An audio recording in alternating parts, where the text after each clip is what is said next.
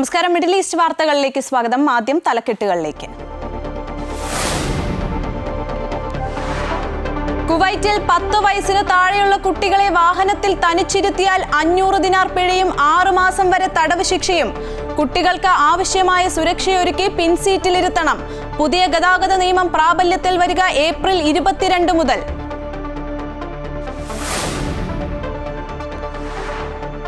ഡോളറിനെതിരെ രൂപയുടെ മൂല്യത്തിലുണ്ടായ കനത്ത ഇടിവ് പ്രയോജനപ്പെടുത്തി ഗൾഫ് പ്രവാസികൾ. ശമ്പളം ലഭിക്കുന്ന ദിവസങ്ങളിൽ തന്നെ മികച്ച വിനിമയ നിരക്ക് ലഭിച്ചത് പ്രയോജനപ്പെടുത്തി പ്രവാസികൾ. ഡൊണാൾഡ് ട്രംപിന്റെ തീരുമാനമാണ് രൂപയുടെ മൂല്യത്തകർച്ചയ്ക്ക് കാരണം. ട്രംപിന്റെ നികുതി പരിഷ്കാരം തുടരുന്നു.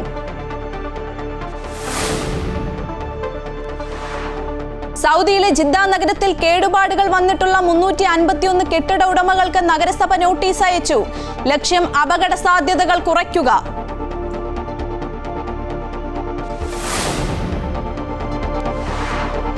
കുവൈറ്റിൽ വ്യാജ ഹാജർ രേഖ ചമച്ചതിനും പൊതുഫണ്ട് അനധികൃതമായി തട്ടിയെടുത്തതിനും 7 ജീവനക്കാരെ ആഭ്യന്തര മന്ത്രാലയം അറസ്റ്റ് ചെയ്തു. അറസ്റ്റ് സർക്കാർ സ്ഥാപനങ്ങളിലെ തട്ടിപ്പും അഴിമതിയും തടയുന്നതിന്റെ ഭാഗമായി.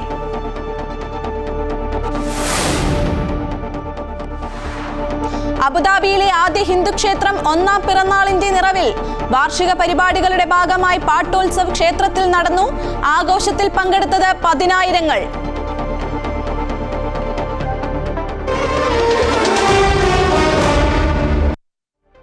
വിശദമായ വാർത്തകൾ നോക്കാം. കുവൈറ്റിൽ 10 വയസ്സിന് താഴെയുള്ള കുട്ടികളെ വാഹനത്തിൽ തനിച്ചിരുത്തിയാൽ 500 ദിനാർ പിഴയും 6 മാസം വരെ തടവ് ശിക്ഷയും. Unified Gulf Traffic Week 2025 committee തലവൻ ബ്രിഗേഡിയർ ജനറൽ മുഹമ്മദ് അൽ സബഹാനാണ് ഇക്കാര്യം അറിയിച്ചത്. 10 വയസ്സിൽ താഴെയുള്ള കുട്ടികളെ വാഹനത്തിൽ തനിച്ചാക്കി ഡ്രൈവർ മറ്റ് ആവശ്യങ്ങൾക്കായി വാഹനത്തിൽ നിന്ന് പുറത്തുപോയാൽ ഇത് ബാലാവകാശ സംരക്ഷണ നിയമപ്രകാരമുള്ള കുറ്റകൃത്യമായാണ് കണക്കാക്കുക. വാഹനം ഓടുമ്പോൾ 10 വയസ്സിന് താഴെയുള്ള കുട്ടികളെ ആവശ്യമായ സുരക്ഷയൊരുക്കി പിൻസീറ്റിലിരുത്തുകയും ചെയ്യണമെന്നും അദ്ദേഹം അറിയിച്ചു. 10 വയസ്സിന് താഴെയുള്ള കുട്ടികളെ മുൻസീറ്റിലിരുത്തുന്നത് AI ക്യാമറകൾ വഴി അല്ലാതെ നേരിട്ട് രേഖപ്പെടുത്തുന്ന നിയമലംഘനമാണെന്നും അദ്ദേഹം മുന്നറിയിപ്പ് നൽകി. പുതിയ ഗതാഗത നിയമം ഏപ്രിൽ 22 മുതലാണ് പ്രാബല്യത്തിൽ വരിക. ഡോളറിനെതിരെ രൂപയുടെ മൂല്യത്തിലുണ്ടായ കനത്ത ഇടിവ് പ്രയോജനപ്പെടുത്തുകയാണ് ഗൾഫ് പ്രവാസികളും. ഒരു UAE ദിർഹത്തിന്റെ 22 രൂപ 72 പൈസ വരെ ഇന്ന് ലഭിച്ചു. സൗദി റിയാലിന് 22 രൂപ 32 പൈസ, ബഹ്റിൻ ദിനാർ 231 രൂപ 16 പൈസ, ഖത്തർ റിയാൽ 23 രൂപ 58 പൈസ, ഒമാനി റിയാൽ 226 രൂപ 18 പൈസ, കുവൈറ്റ് ദിനാർ 282 രൂപ 5 പൈസ എന്നിങ്ങനെയാണ് ഇന്ന് ലഭിച്ച ധനവിനിമയ നിരക്കുകൾ.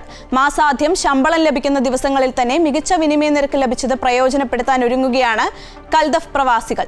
ചൈന, മെക്സിക്കോ, കാനഡ എന്നീ രാജ്യങ്ങൾക്ക് ഇറക്കുമതി തീരുവ ഏർപ്പെടുത്താനുള്ള അമേരിക്കൻ പ്രസിഡന്റ് ഡൊണാൾഡ് ട്രംപിന്റെ തീരുമാനമാണ് രൂപയുടെ മൂല്യത്തകർച്ചയ്ക്ക് കാരണം. കുവൈറ്റിൽ വ്യാജ ഹാജർ രേഖ ചമച്ചതിനും പൊതുഫണ്ട് അനധികൃതമായി തട്ടിയെടുത്തതിനും 7 ജീവനക്കാരെ ആഭ്യന്തര മന്ത്രാലയം അറസ്റ്റ് ചെയ്തു. സർക്കാർ സ്ഥാപനങ്ങളിലെ തട്ടിപ്പും അഴിമതിയും തടയുന്നതിന്റെ ഭാഗമായാണ് അറസ്റ്റ്. ബയോമെട്രിക് ഹാജർ സംവിധാനം കൃത്രിമമായി സിലിക്കൺ വിരലടയാളം ഉപയോഗിച്ച് നീതിന്യായ മന്ത്രാലയത്തിൽ ജോലി ചെയ്യുന്ന പ്രതികൾ തട്ടിപ്പ് പ്രവർത്തനങ്ങൾ നടത്തിയെന്നാണ് കണ്ടെത്തൽ. ഇത് മറ്റ് ജീവനക്കാർക്കുള്ള പ്രവേശന സമയവും പുറപ്പെടൽ സമയവും തെറ്റായി രേഖപ്പെടുത്താൻ അവരെ അനുവദിച്ചു. ഹാജരാകാതെ തന്നെ ശമ്പളം വാങ്ങുന്നത് തുടരുകയും ചെയ്തു. പ്രതികളെ കുടുക്കുന്ന നിർണായക തെളിവുകൾ കണ്ടെത്തുകയായിരുന്നു.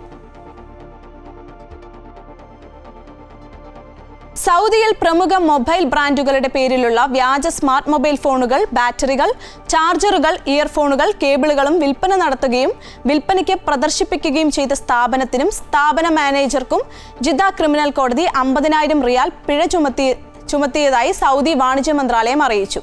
ജിദ്ദയിൽ പ്രവർത്തിക്കുന്ന അബീർ അദ്ലി ഖലി അൽ സഹാനി എസ്റ്റാബ്ലിഷ്മെന്റിനും സ്ഥാപനത്തിന്റെ മാനേജറായ സയ്യിദ് അലി സയ്യിദ് അൽ സഹ്റാനിക്കുമാണ് പിഴ. ഇത്തരം പ്രതികൾക്ക് 3 വർഷം വരെ തടവും 10 ലക്ഷം റിയാൽ വരെ പിഴയും. ട്രേഡ് മാർക്ക് നിയമം ലംഘിച്ച് വ്യാജ ഉൽപ്പന്നങ്ങൾ വിൽക്കുന്നവർക്കും ഇത്തരം ഉൽപ്പന്നങ്ങൾ വിൽപ്പനയ്ക്കായി സൂക്ഷിക്കുന്നവർക്കും 1 വർഷം വരെ തടവും 1/2 ലക്ഷം റിയാൽ മുതൽ 10 ലക്ഷം റിയാൽ വരെ പിഴയും ശിക്ഷ ലഭിക്കും.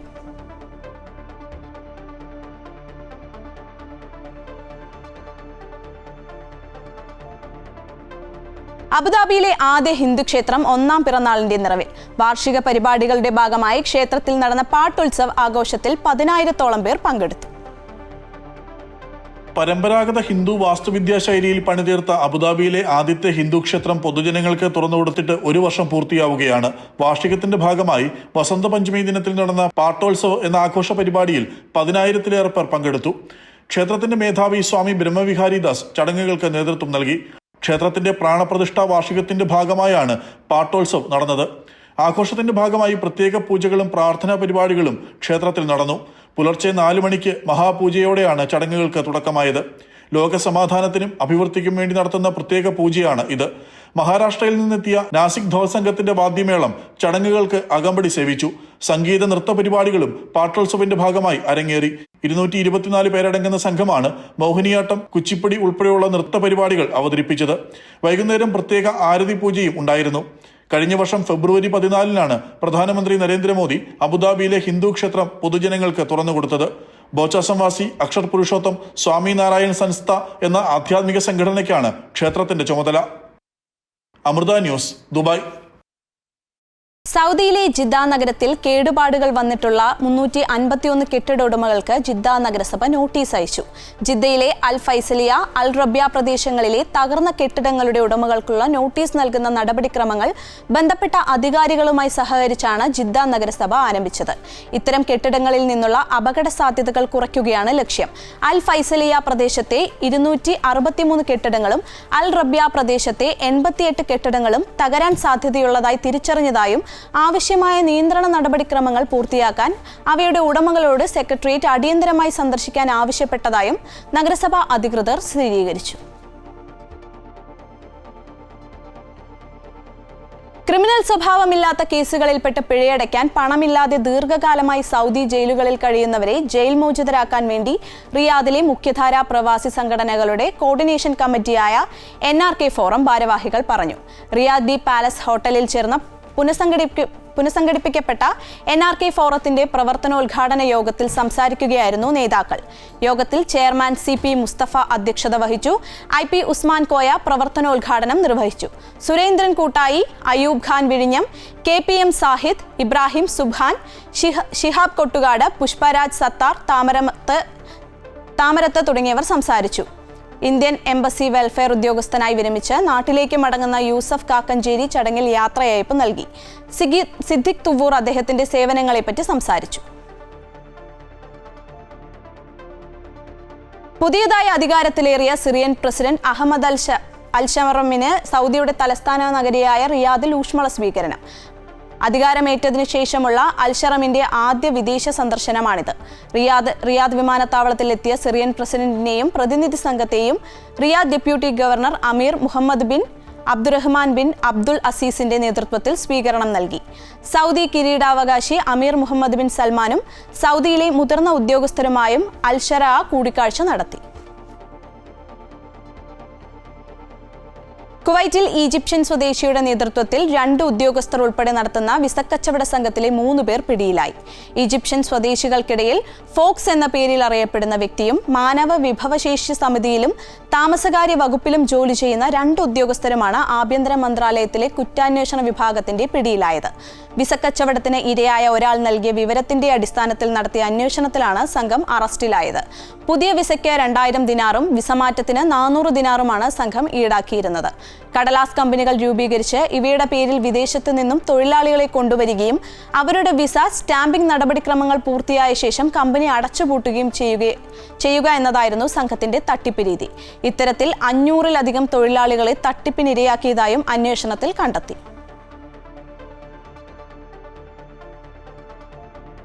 ഇറക്കുമതി ചുങ്കത്തിൽ പരസ്പരം പോരടിച്ച് അമേരിക്കയും കാനഡയും. ഇറക്കുമതി ചുങ്കം ഒഴിവാക്കാൻ കാനഡയ്ക്ക് ട്രംപിന്റെ വാഗ്ദാനം. അമേരിക്കയുടെ 51ാമത് സംസ്ഥാനമായാൽ ഇറക്കുമതി ചുങ്കം ഒഴിവാക്കാമെന്ന് പ്രസിഡന്റ് ഡൊണാൾഡ് ട്രംപ് വ്യക്തമാക്കി.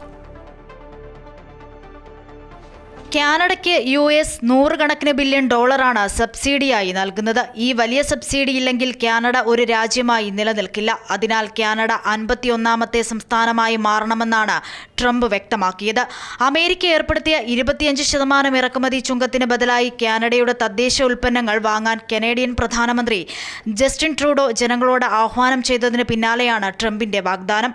കാനഡയിൽ നിന്നും യുഎസിന് ഒന്നും വേണ്ടെന്നും ട്രംപ് കൂട്ടിച്ചേർത്തു. വ്യാപാരത്തിന്റെ കാര്യത്തിൽ മെക്സിക്കോയും കാനഡയും ഒരിക്കലും യുഎസുമായി നല്ല ബന്ധം പുലർത്തിയിട്ടില്ലെന്നും ഇരു രാജ്യങ്ങളും യുഎസിനോട് അന്യായമായാണ് പെരുമാറുന്നതെന്നും ട്രംപ് ആരോപിച്ചു. ഇതിനിടെ കൃത്യമായ നിലപാടുകൾ ട്രൂഡോയുടെ ഭാഗത്തു നിന്നും ഉണ്ടാകാത്തതുകൊണ്ടാണ് ട്രംപിന്റെ ഭാഗത്തു നിന്നും ഇത്തരത്തിലുള്ള വ്യാപാര യുദ്ധത്തിലേക്ക് പോകാനുള്ള സാഹചര്യം ഉണ്ടായതെന്ന് കാനഡയിലെ പ്രതിപക്ഷാംഗങ്ങളും ചൂണ്ടിക്കാട്ടി. അതേസമയം 10% അധിക ചുങ്കം ഏർപ്പെടുത്തിയതിനെതിരെ ചൈന ലോക വ്യാപാര സംഘടനയെ സമീപിക്കാൻ ഒരുങ്ങുകയാണ്. News desk Amrita news. കടബാധ്യതയും വായ്പാ പരിധിയും സൃഷ്ടിക്കുന്ന പ്രതിസന്ധിക്കിടെ സംസ്ഥാന ബജറ്റ് അവതരിപ്പിക്കുമ്പോൾ ധനമന്ത്രി KN ബാലഗോപാലിന് മുന്നിലെ പ്രധാന വെല്ലുവിളി വയനാട് പുനരധിവാസം തന്നെയാണ്. ദുരന്തം നടന്ന 6 മാസം കഴിഞ്ഞിട്ടും പുനരധിവാസത്തിനായി ഭൂമി ഏറ്റെടുക്കാൻ പോലും ആയിട്ടില്ല. ദുരിതാശ്വാസത്തിനും പുനരധിവാസത്തിനുമായി ആകെ തുക കണക്കാക്കാനും കഴിഞ്ഞിട്ടില്ല. വയനാടിനുള്ള പ്രത്യേക കേന്ദ്ര സഹായത്തിൽ അനിശ്ചിതത്വം തുടരുന്നതിനാൽ സംസ്ഥാന സർക്കാർ കണ്ടെത്തേണ്ടി വരുന്ന തുകയുടെ കാര്യത്തിൽ വ്യക്തത വരുത്തേണ്ടതുണ്ട്. ഇത് ബജറ്റിൽ എങ്ങനെ കണ്ടെത്തും എന്നതാണ് പ്രധാനം. ില്ലാത്ത സാമ്പത്തിക പ്രതിസന്ധിക്കിടയിൽ നിന്നുകൊണ്ടാണ് ധനമന്ത്രി KN ബാലഗോപാൽ ഇക്കുറി ബജറ്റ് അവതരിപ്പിക്കുന്നത്. 24,000 കോടി രൂപയുടെ പ്രത്യേക പാക്കേജ് കേരളം ആവശ്യപ്പെട്ടിട്ടും കേന്ദ്രത്തിൽ നിന്ന് അനുകൂല സമീപനം ഉണ്ടായില്ല. അതുകൊണ്ട് തന്നെ ധനമന്ത്രിക്ക് മുന്നിൽ നിരവധി വെല്ലുവിളികളാണുള്ളത്. 2,000 കോടിയുടെ പ്രത്യേക പാക്കേജ് ആയിരുന്നു വയനാടിനായി സർക്കാർ കേന്ദ്രത്തോട് ആവശ്യപ്പെട്ടത്. എന്നാൽ ബജറ്റിൽ ഇക്കാര്യത്തിൽ പരാമർശമുണ്ടായില്ല. ആകെ നാശനഷ്ടം സംബന്ധിച്ച് സമഗ്രവും വ്യക്തവുമായ കണക്ക് ആവശ്യപ്പെട്ടതിനെ തുടർന്ന് PDNA കേന്ദ്രത്തിന് കേരളം സമർപ്പിച്ചു കഴിഞ്ഞു. എന്നാൽ സഹായത്തിനായി തീരുമാനം നീളുകയാണ്. അതുകൊണ്ട് തന്നെ ടൗൺഷിപ്പ് ഉൾപ്പെടെ പുനരധിവാസം എങ്ങനെയെന്നതും എത്ര തുക കണ്ടെത്തണമെന്നതും സംസ്ഥാന സർക്കാരിന് കീറാമുട്ടിയാണ്. മുഖ്യമന്ത്രിയുടെ ദുരിതാശ്വാസ നിധി, സംസ്ഥാന ദുരന്ത നിവാരണ ഫണ്ട്, സ്പോൺസർഷിപ്പ്, CSR ഫണ്ട്, കേന്ദ്രം നൽകുന്ന പ്രത്യേക സഹായം എന്നിവ സ്വരൂപിച്ച് ടൗൺഷിപ്പ് പദ്ധതിക്കായി തുക വിനിയോഗിക്കുമെന്നാണ് മുഖ്യമന്ത്രി വ്യക്തമാക്കിയിട്ടുള്ളത്. ടൗൺഷിപ്പിന്റെ മാസ്റ്റർ പ്ലാൻ മന്ത്രിസഭായോഗം അംഗീകരിച്ച് ഊരാളുങ്കൽ സൊസൈറ്റിക്ക് നിർമ്മാണ ചുമതല നൽകിയിരിക്കുകയാണ്. എന്നാൽ ഒരു വീടിന് 30 ലക്ഷം രൂപയാണ് ചിലവ്. ഇത് അംഗീകരിക്കാൻ സ്പോൺസർമാർ തയ്യാറാകുന്നില്ല. അതിനാൽ മുഖ്യമന്ത്രി വിളിച്ച ചർച്ചയിൽ തീരുമാനവുമായില്ല. ഭൂമി കണ്ടെത്താനുള്ള നടപടിയും നിയമക്കുരുക്കിൽ. സർവേ നടപടികൾ പൂർത്തിയായിട്ടില്ല. വീടിന് അർഹരായവരുടെ കരട് പട്ടിക പ്രസിദ്ധീകരിച്ചെങ്കിലും അന്തിമ പട്ടിക ഇതുവരെ ആയിട്ടില്ല. കേന്ദ്ര സഹായം വൈകുന്തോറും വയനാട് പുനരധിവാസത്തിന്റെ കാര്യത്തിൽ സംസ്ഥാന സർക്കാർ പ്രതിസന്ധിയിലാകുന്നു. അതേസമയം വെല്ലുവിളികൾ അതിജീവിച്ച ടൗൺഷിപ്പ് നിർമ്മാണത്തിനായി നടപടിക്രമങ്ങൾ യുദ്ധകാലാടിസ്ഥാനത്തിൽ കൊണ്ടുപോകുമെന്നാണ് സർക്കാർ ആവർത്തിക്കുന്നത്. അതുകൊണ്ട് തന്നെ ബജറ്റിൽ വയനാടിനായി എത്രത്തോളം തുക എങ്ങനെ വകയിരുത്തുമെന്നത് ധനമന്ത്രിയെ സംബന്ധിച്ച് കടുത്ത വെല്ലുവിളി തന്നെയാണ്. അൻഫ്ലി ഡിസൂസ, അമൃത ന്യൂസ്. റെയിൽവേ വികസനത്തിൽ കേരളത്തിന് 3042 കോടി രൂപ വകയിരുത്തിയതായി കേന്ദ്ര റെയിൽവേ മന്ത്രി അശ്വിനി വൈഷ്ണവ്. ഇത് UPA ഭരണകാലത്തേക്കാൾ 8 ഇരട്ടി അധികമാണെന്നും മന്ത്രി ഡൽഹിയിൽ വാർത്താസമ്മേളനത്തിൽ പറഞ്ഞു. ബജറ്റിൽ പ്രഖ്യാപിച്ച പദ്ധതികളെക്കുറിച്ച് വിശദീകരിക്കുകയായിരുന്നു അദ്ദേഹം. 2.52 ലക്ഷം കോടി രൂപയാണ് ബജറ്റിൽ ധനമന്ത്രി നിർമ്മല സീതാരാമൻ റെയിൽവേക്കായി നീക്കിവച്ചത്. ഇതിൽ നിന്നാണ് കേരളത്തിനു വേണ്ടി 3042 കോടി രൂപ വകയിരുത്തിയത്. 3,042 crore rupees allocation for Kerala. If you compare it with the UPA period, this is 8 times. The total investment being done in Kerala is 15,742 crore. Coming 4-5 years, we are going to replace all the old tracks in a mission mode basis. അമൃത് ഭാരത് പദ്ധതിക്ക് കീഴിൽ സംസ്ഥാനത്തെ 35 സ്റ്റേഷനുകൾ വികസിപ്പിക്കും. ഇതിനായി 2,560 കോടി രൂപ നീക്കിവച്ചിട്ടുണ്ട്. നിലമ്പൂർ നഞ്ചൻകോട് പദ്ധതി നടത്തിപ്പിലാണെന്നും മന്ത്രി അറിയിച്ചു. കേരളത്തിലേക്ക് കൂടുതൽ ട്രെയിനുകൾ എത്തിക്കുന്നത് പരിഗണനയിലാണ്. അതേസമയം ശബരി പാതയിൽ ത്രികക്ഷി കരാർ ഒപ്പിടാൻ കേരളത്തോട് ആവശ്യപ്പെട്ടെങ്കിലും സംസ്ഥാന സർക്കാർ ഇതുവരെ പ്രതികരിച്ചിട്ടില്ലെന്ന് മന്ത്രി അറിയിച്ചു. 2014 ശേഷം കേരളത്തിൽ 125 കിലോമീറ്റർ പുതിയ ട്രാക്കുകൾ നിർമ്മിച്ചു. റെയിൽപാതകൾ പൂർണ്ണമായും വൈദ്യുതീകരിച്ചതായും മന്ത്രി അറിയിച്ചു. നിലവിൽ 8 റെയിൽവേ പദ്ധതികൾ നിർമ്മാണത്തിലാണെന്നും മന്ത്രി പറഞ്ഞു. രാജ്യത്ത് 200 പുതിയ വന്ദേ ഭാരത് ട്രെയിനുകൾ കൂടി അനുവദിക്കും. 100 കിലോമീറ്റർ ദൂരപരിധിയിലോടുന്ന 50 നമോ ഭാരത് ട്രെയിനുകളും 100 അമൃത് ഭാരത് ട്രെയിനുകളും മന്ത്രി പ്രഖ്യാപിച്ചു. വന്ദേ ഭാരത് സ്ലീപ്പർ ട്രെയിനുകളുടെ ട്രയൽ റൺ പൂർത്തിയായി. ഉടൻ തന്നെ സർവീസ് ആരംഭിക്കുമെന്നും റെയിൽവേ മന്ത്രി വ്യക്തമാക്കി. റെയിൽവേ സുരക്ഷയ്ക്ക് 1.16 ലക്ഷം കോടി രൂപ വകയിരുത്തിയതായും മന്ത്രി അറിയിച്ചു. News desk Amrita TV. ഒരു മാസത്തോളം നീണ്ട ഡൽഹി നിയമസഭാ തെരഞ്ഞെടുപ്പിന്റെ പരസ്യ പ്രചരണം അവസാനിച്ചു. BJP, കോൺഗ്രസ്, ആം ആദ്മി പാർട്ടി നേർക്കുനേർ മത്സരിക്കുന്ന ഡൽഹിയിൽ ത്രികോണ മത്സരമാണ് നടക്കുന്നത്. 70 മണ്ഡലങ്ങളിൽ മറ്റന്നാളാണ് വോട്ടെടുപ്പ്. ഭരണ തുടർച്ചയ്ക്ക് ആം ആദ്മി പാർട്ടി ശ്രമിക്കുമ്പോൾ അട്ടിമറിയാണ് കോൺഗ്രസും BJPയും ലക്ഷ്യം വെക്കുന്നത്. പ്രധാനമന്ത്രി നരേന്ദ്രമോദി, കേന്ദ്ര ആഭ്യന്തരമന്ത്രി അമിത് ഷാ, രാഹുൽ ഗാന്ധി, പ്രിയങ്ക ഗാന്ധി തുടങ്ങിയവർ അണിനിരന്ന തീവ്ര പ്രചാരണമായിരുന്നു കഴിഞ്ഞ ദിവസങ്ങളിൽ സംസ്ഥാനത്ത് നടന്നത്. അതേസമയം അരവിന്ദ് കെജ്രിവാളാണ് ആം ആദ്മി പാർട്ടിയുടെ പ്രചാരണത്തിന് നേതൃത്വം നൽകിയത്. 70-അംഗ അസംബ്ലിയിൽ 62 സീറ്റ് നേടിയാണ് AAP അധികാരത്തിലെത്തിയത്. BJP 8 സീറ്റിലൊതുങ്ങിയപ്പോൾ കോൺഗ്രസിന് സീറ്റൊന്നും ലഭിച്ചിരുന്നില്ല. തുടർച്ചയായി 3-ാം വട്ടവും അധികാരത്തിലേറാൻ ശ്രമിക്കുന്ന AAPക്ക് തിരിച്ചടിയായിരിക്കുകയാണ് പാർട്ടിയിൽ നിന്ന് രാജിവെച്ച 8 MLA-മാരും BJPയിൽ ചേർന്നത്. തെരഞ്ഞെടുപ്പിൽ സീറ്റ് ലഭിക്കാത്തതിലുള്ള പ്രതിഷേധമാണ് രാജിയിൽ കലാശിച്ചത്. ബജറ്റിലെ ആദായ നികുതി ഇളവ് പ്രഖ്യാപനം അനുകൂലമാകുമെന്ന പ്രതീക്ഷയിലാണ് BJP. കേന്ദ്ര സർക്കാരുമായുള്ള പോരിനിടയിലും നേരത്തെ പ്രഖ്യാപിച്ച സൗജന്യങ്ങളൊന്നും മുടങ്ങിയിട്ടില്ല എന്നതാണ് ആം ആദ്മിയുടെ ആത്മവിശ്വാസം. തെരഞ്ഞെടുപ്പ് സുഗമമായി നടത്തുന്നതിന് ഡൽഹി സർക്കാർ നഗരത്തിലുടനീളമുള്ള എല്ലാ കേന്ദ്ര സർക്കാർ ഓഫീസുകൾക്കും അവധി പ്രഖ്യാപിച്ചിട്ടുണ്ട്. ആകെ 13,033 ബൂത്തുകളിലായി 1.55 കോടി വോട്ടർമാരാണ് ഡൽഹിയിലുള്ളത്. ശനിയാഴ്ചയാണ് വോട്ടെണ്ണൽ. News desk Amrita news. ബ്രഹ്മപുരത്ത് നിക്ഷേപിക്കപ്പെട്ട മാലിന്യത്തിന്റെ 75% നീക്കം ചെയ്തിട്ടുണ്ടെന്ന് മന്ത്രി MB രാജേഷ്. 18 ഏക്കർ ഭൂമി വീണ്ടെടുത്തുവെന്നും അദ്ദേഹം അറിയിച്ചു. 75% ബയോ മൈനിംഗ് പൂർത്തിയായെന്നും മെയ് മാസത്തോടെ ബയോ മൈനിംഗ് പൂർണ്ണമാകുമെന്നും മന്ത്രി അറിയിച്ചു. ബ്രഹ്മപുരത്ത് വീണ്ടും മാലിന്യപ്പുക ഉയർന്നത് മൂലമുണ്ടായ പ്രദേശവാസികളുടെ ആശങ്കകൾ അമൃത വാർത്തകൾ കഴിഞ്ഞ ദിവസം നൽകിയിരുന്നു. ബ്രഹ്മപുരം മാലിന്യ പ്ലാന്റിലുണ്ടായ തീപിടുത്തം കൊച്ചി നഗരസഭയെ ഏറെ വിമർശനത്തിലാക്കിയ സംഭവമായിരുന്നു. ഇതൊരു അവസരമായി കണ്ട് വിപുലമായ മാറ്റങ്ങൾ വരുത്തിയെന്ന കാര്യമാണ് മന്ത്രി MB രാജേഷ് അറിയിച്ചത്. അപ്പോൾ ബ്രഹ്മപുരത്തെ അക്ഷരാർത്ഥത്തിൽ തന്നെ പൂങ്കാവനമാക്കി മാറ്റും. 110 ഏക്കറിൽ ഒരു ഭാഗം പൂർണ്ണമായും വേസ്റ്റ് മാനേജ്മെന്റ് പദ്ധതികൾക്കാണ്. ആധുനികമായ വേസ്റ്റ് മാനേജ്മെന്റ് പ്ലാന്റുകൾ, വിൻഡ്രോ കമ്പോസ്റ്റ് ഉണ്ട്, RDF ഉണ്ട്, CND വേസ്റ്റ് ഉണ്ട്, ഇതിനെല്ലാമുള്ള പ്ലാന്റുകൾ ഒരു ഭാഗം. മറ്റൊരു ഭാഗം ഒരു ഗാർഡൻ ആയിരിക്കും. ആളുകൾക്ക് വ്യായാമം ചെയ്യാനും പ്രഭാത സവാരിക്കും എല്ലാമുള്ള സൗകര്യമുള്ള ഒന്നാക്കി. എന്ന് പറഞ്ഞാൽ ഈ പഴയ ഡം സൈറ്റിൻ്റെ മുഖച്ഛായ മുഴുവൻ മാറുന്ന തരത്തിൽ ഒരു മാലിന്യ സംസ്കരണ കേന്ദ്രം എന്ന് പറഞ്ഞാൽ എല്ലാവർക്കും വരാനും അവർക്ക് സമയം ചെലവഴിക്കാനും ഒക്കെ പറ്റുന്ന ഒന്നാണ് എന്ന സന്ദേശം കൊടുക്കാൻ ഉതകുന്ന തരത്തിലായിരിക്കും ഈ മാസ്റ്റർ പ്ലാൻ നടപ്പാക്കുമ്പോൾ ഉണ്ടാവുന്ന മാറ്റം. മാലിന്യങ്ങൾ നീക്കം ചെയ്ത ബ്രഹ്മപുരത്ത് ക്രിക്കറ്റ് കളിച്ചാണ് മന്ത്രി MB രാജേഷും കൊച്ചി മേയർ M അനിൽകുമാറും ശ്രീനിജൻ MLAയും മാറ്റം അവതരിപ്പിച്ചത്.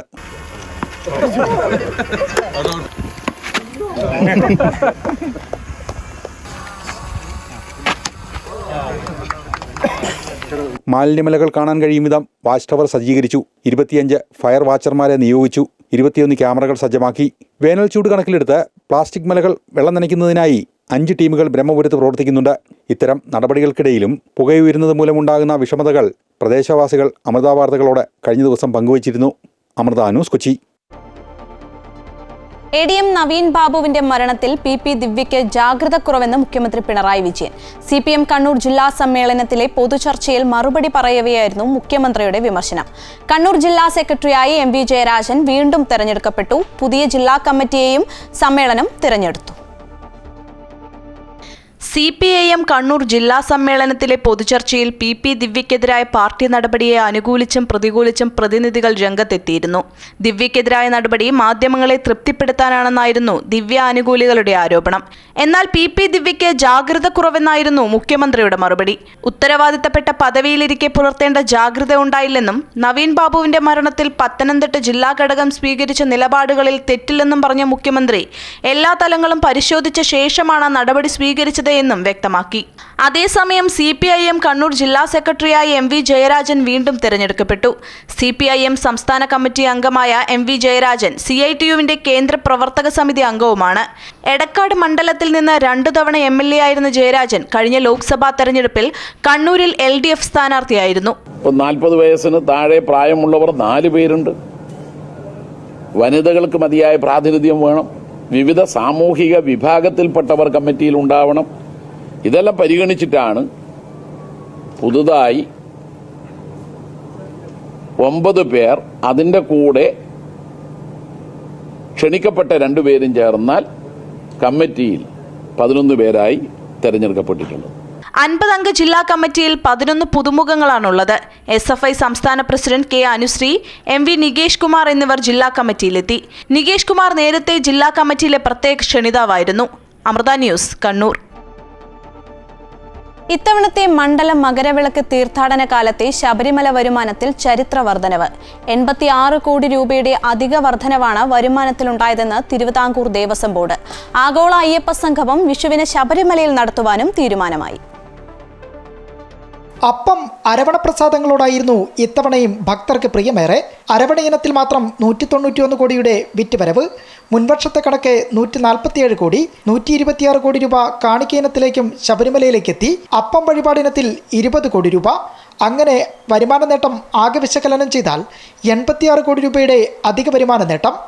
വരുമാനത്തിലും ചരിത്രപരമായ വർധനയാണ് ഉണ്ടായിരിക്കുന്നത്. സാധാരണഗതിയിൽ ഒരു 4-5 കോടി 10-15 കോടിയുടെ വർധനവൊക്കെയാണ് വരുന്നത്. പക്ഷെ ഇപ്രാവശ്യം 86 കോടി രൂപയുടെ വർധനവാണ് നമുക്ക് ശബരിമലയിലേക്ക് വന്നിരിക്കുന്നത്. പതിവിൽ നിന്ന് വ്യത്യസ്തമായി ഉത്സവകാല സീസണിലെ ചെലവ് കണക്കുകൾ കൂടി ദേവസ്വം ബോർഡ് പുറത്തുവിട്ടു. അപ്പോൾ നമുക്ക് മൊത്തം ശബരിമലയിലുണ്ടായ ചെലവെന്ന് പറയുന്നത് 147 കോടി രൂപയാണ്. അതിൽ മരാമത്ത് ചെലവുകളും ദേവസ്വം ബോർഡ് ചെലവും രണ്ടും കൂടി ചേർത്താണ് നമ്മൾ എടുക്കുന്നത്. ആഗോള അയ്യപ്പ സംഗമം വിഷു ഉത്സവത്തോടനുബന്ധിച്ച് അരങ്ങേറും. ശബരിമല തീർത്ഥാടകരുടെ അടിസ്ഥാന സൗകര്യത്തിനുള്ള പ്രത്യേക നിധി രൂപീകരിക്കാനും ദേവസ്വം ബോർഡ് തീരുമാനിച്ചിട്ടുണ്ട്. ശബരിമലയിലെ വഴിപാട് രസീതുകൾ പൂർണ്ണമായും ഡിജിറ്റലൈസേഷനിലേക്കും ഉടൻ മാറും. അമൃത ന്യൂസ്, തിരുവനന്തപുരം. പ്രധാനമന്ത്രി നരേന്ദ്രമോദിക്കെതിരായ രാഹുൽ ഗാന്ധിയുടെ പ്രസ്താവനയിൽ ലോക്സഭയിൽ ബഹളം. മോദിയെ ക്ഷണിക്കാനാവശ്യപ്പെട്ട് വിദേശകാര്യമന്ത്രിയെ അമേരിക്കയിലേക്ക് അയച്ചെന്ന് രാഹുൽ ഗാന്ധി നിഷേധിച്ച് വിദേശകാര്യമന്ത്രി എസ് ജയശങ്കർ. പ്രതിപക്ഷ നേതാവ് രാഹുൽ ഗാന്ധി നുണ പ്രചരിപ്പിക്കുകയാണെന്നും തന്റെ അമേരിക്കൻ സന്ദർശനത്തെക്കുറിച്ചുള്ള വാക്കുകൾ രാജ്യത്തിന്റെ അന്തസ്സ് തകർക്കുന്നതെന്നും വിദേശകാര്യമന്ത്രി S Jaishankar. US president Donald ട്രംപിന്റെ സ്ഥാനാരോഹണ ചടങ്ങിലേക്ക് പ്രധാനമന്ത്രി നരേന്ദ്രമോദിയെ ക്ഷണിക്കാൻ തന്നെ ദൂതനാക്കി അയച്ചെന്നാണ് ലോക്സഭയിൽ രാഹുൽ ഗാന്ധി ആരോപിച്ചത്.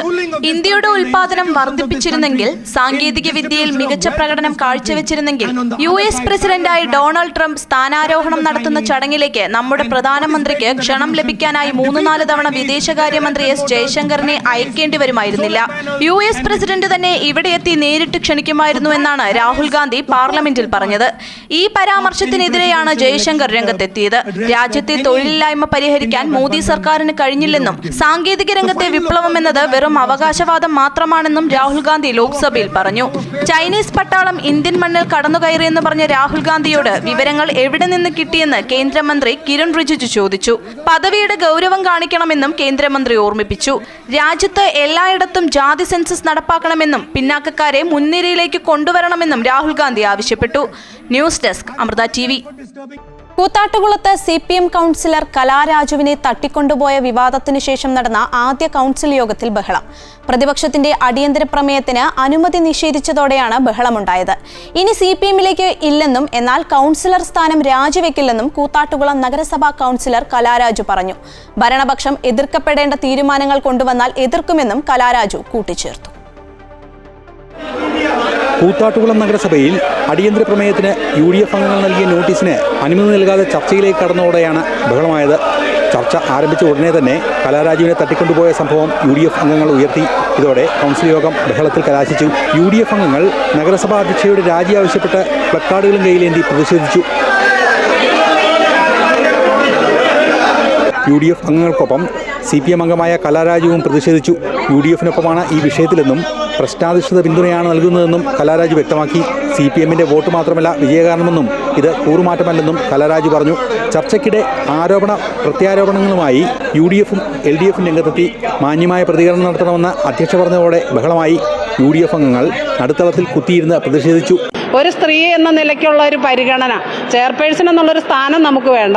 ഒരു സ്ത്രീ അല്ലെങ്കിൽ അവരോടൊപ്പം ഈ 5 വർഷക്കാലം ഇരുന്ന ഒരാളെന്ന നിലയ്ക്കുള്ള ഒരു പരിഗണന പ്രതിപക്ഷത്തിൻ്റെ മുന്നിൽ നിന്ന് ഇതുവരെ ഞാൻ പ്രതീക്ഷിക്കുന്നുണ്ട്. പക്ഷേ ഇന്ന് ഉണ്ടായ ആ ഒരു ബുദ്ധിമുട്ട് എനിക്ക് നല്ല രീതിയിൽ എന്നെ ബാധിച്ചു. പിന്നീട് മാധ്യമങ്ങളോട് പുറത്തിറങ്ങണമെന്ന് അധ്യക്ഷ ആവശ്യപ്പെട്ടു. ഇതിനുശേഷം പ്രതിഷേധത്തിന്റെ അജണ്ടകൾ മുഴുവൻ പാസാക്കുകയായിരുന്നു. അമൃത ന്യൂസ്, കൊച്ചി. കടൽമണൽ ഖനനത്തിൽ കടുത്ത ആശങ്കയിൽ മത്സ്യമേഖല. വൻതോതിലുള്ള മത്സ്യസമ്പത്ത് ഇല്ലാതാക്കുന്നതിനൊപ്പം കടലിന്റെ സ്വാഭാവികതയും ധാതുസമ്പത്തും ഖനനത്തിലൂടെ നഷ്ടമാകുമെന്നാണ് മത്സ്യത്തൊഴിലാളികളുടെ കണ്ടെത്തൽ.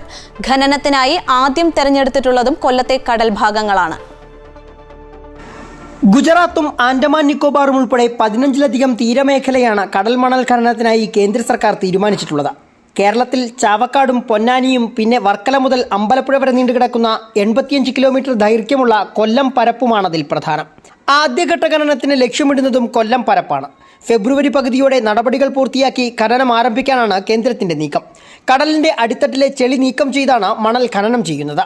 മത്സ്യങ്ങളുടെ പ്രജനനത്തിൽ പ്രധാന പങ്ക് വഹിക്കുന്ന ചെളി നീക്കം ചെയ്യുന്നതിലൂടെ കടലിന്റെ ധാതുസമ്പത്ത് ഇല്ലാതാകുകയും മത്സ്യങ്ങളുടെ കൂട്ടക്കുരുതിക്ക് വഴിയൊരുക്കുമെന്നുമാണ് ആക്ഷേപം. രാജ്യത്തിന് വലിയ തോതിൽ വിദേശ നാണ്യം തേടിക്കൊടുക്കുന്ന മത്സ്യമേഖലയെ തകർക്കുന്നതിനൊപ്പം കടൽ ഖനനം അനുബന്ധ തൊഴിൽ മേഖലയെ ഇല്ലാതാക്കുകയും ചെയ്യും. മത്സ്യമേഖലയെക്കുറിച്ച് ആഴത്തിൽ പഠനം നടത്തുന്ന CMMRFന്റെ റിപ്പോർട്ടിൽ പോലും കടൽ മണൽ ഖനനം കടലിന്റെ നാശത്തിന് വഴിയൊരുക്കുമെന്ന് വ്യക്തമാക്കുന്നതായും വിദഗ്ധർ ചൂണ്ടിക്കാട്ടുന്നു. വികസിത രാഷ്ട്രങ്ങൾ പോലും തള്ളിക്കളഞ്ഞ കടൽ മണൽ ഖനനം സാമൂഹികാഘാത പഠനം പോലുമില്ലാതെയാണ് നടപ്പിലാക്കാൻ പോകുന്നതെന്നും മത്സ്യമേഖല ആരോപിക്കുന്നു. മത്സ്യത്തിന്റെ ലഭ്യതക്കുറവും കാലാവസ്ഥാ വ്യതിയാനവും ഇന്ധന വില വർധനവ് അടക്കമുള്ള പ്രതിസന്ധികളും മത്സ്യമേഖലയ്ക്ക് കടുത്ത വെല്ലുവിളി ഉയർത്തുമ്പോൾ കടൽ ഖനനം ഈ മേഖലയെ തകർത്തെറിയുമെന്നാണ് മത്സ്യത്തൊഴിലാളികൾ ഒന്നടങ്കം പറയുന്നത്. അതുകൊണ്ട് തന്നെ ഈ നീക്കത്തിൽ നിന്നും കേന്ദ്രം പിന്മാറണമെന്ന ആവശ്യമാണ് ഇവർ ഉയർത്തുന്നത്. കൊല്ലം ശക്തികുളങ്ങര ഹാർബറിൽ നിന്നും പ്രതിവാളത്തുകൊണ്ടൊപ്പം സുജിത് സുരേന്ദ്രൻ, അമൃത ന്യൂസ്. കുട്ടികൾക്കായി ഒന്നിച്ച് എന്ന മുദ്രാവാക്യം ഉയർത്തി ആരോഗ്യ സംരക്ഷണത്തിനായി കൊങ്ങൂർപ്പിള്ളി ഹയർ സെക്കൻഡറി സ്കൂളുമായി കൈകോർത്ത് കൊച്ചി അമൃത ആശുപത്രി. കൊങ്ങൂർപ്പിള്ളി ഹയർ സെക്കൻഡറി സ്കൂളിൽ വെച്ച് നടന്ന ക്യാമ്പിൽ 5 മുതൽ 9 ക്ലാസുകളിലെ 150 കുട്ടികൾ പങ്കെടുത്തു. കൊങ്ങൂർപ്പിള്ളി ഹയർ സെക്കൻഡറി സ്കൂളും അമൃത കോളേജ് ഓഫ് നഴ്സിംഗും സംയുക്തമായി സംഘടിപ്പിച്ച പരിപാടിയുടെ ഉദ്ഘാടനം Kongorpilly government higher secondary school principal Ramesh നിർവഹിച്ചു. Amrita college of nursing professor Nithin Elias, assistant professor Sreejesh, Kongorpilly government high school PTA president MA James എന്നിവർ ചടങ്ങിൽ പങ്കെടുത്തു. ക്യാമ്പിന്റെ ഭാഗമായി റോൾ പ്ലേ, ഡെങ്കിപ്പനി വ്യാപനത്തിനെതിരായ ഗാനാവിഷ്കാരം, ആരോഗ്യകരമായ ഭക്ഷണശീലത്തെക്കുറിച്ചുള്ള പാവക്കൂത്ത്, നല്ല സ്പർശം, മോശം സ്പർശം എന്നിവ തിരിച്ചറിയാനുള്ള ബോധവൽക്കരണ ക്ലാസ് എന്നിവ സംഘടിപ്പിച്ചു.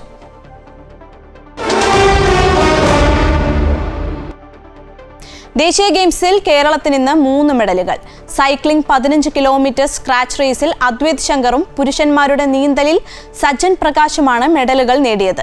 പുരുഷന്മാരുടെ വാട്ടർ പോളോയിൽ വെങ്കലവും ലഭിച്ചു. 200 മീറ്റർ വ്യക്തിഗത മെഡലിലായിരുന്നു 200 മീറ്റർ വ്യക്തിഗത മെഡലിലായിരുന്നു സജ്ജന്റെ വെള്ളി. 2 മിനിറ്റ് 8.17 സെക്കൻഡിൽ മലയാളി താരം മത്സരം പൂർത്തിയാക്കി. ഈ ഗെയിംസിൽ നീന്തലിൽ സച്ചിന്റെ 4ാം മെഡൽ നേട്ടമാണിത്. ഫുട്ബോളിൽ സർവീസസിനെ 3-0 തോൽപ്പിച്ച് കേരളം സെമിയിലെത്തി. തൃശൂർ കുന്നംകുളത്ത് വെച്ച് നടന്ന സീനിയേഴ്സ് നാഷണൽ അത്ലറ്റിക് ചാമ്പ്യൻഷിപ്പിൽ കേരളത്തിന് വേണ്ടി കാലിലെ പരിക്ക് വകവയ്ക്കാതെ 4 മെഡലുകൾ നേടി കേരളത്തിന്റെ ബിൻസി മോഹൻ. 400 മീറ്റർ റിലേയിൽ സ്വർണവും 100 മീറ്റർ, 400 മീറ്റർ എന്നീ മത്സര ഇനങ്ങളിൽ 2 വെള്ളി മെഡലുകളും ലഭിച്ചു. 200 മീറ്റർ ഓട്ടത്തിൽ വെങ്കല മെഡലും ബിൻസി മോഹൻ നേടി. BSNL GTO ആണ് ബിൻസി. തൃശൂർ ജില്ലയിലെ തൃപ്രയാർ വാഴക്കുളത്ത് മോഹനന്റെ മകളാണ്. നാട്ടിക അത്ലറ്റിക് അക്കാദമിയിലെ കണ്ണൻ മാഷാണ് പരിശീലകൻ.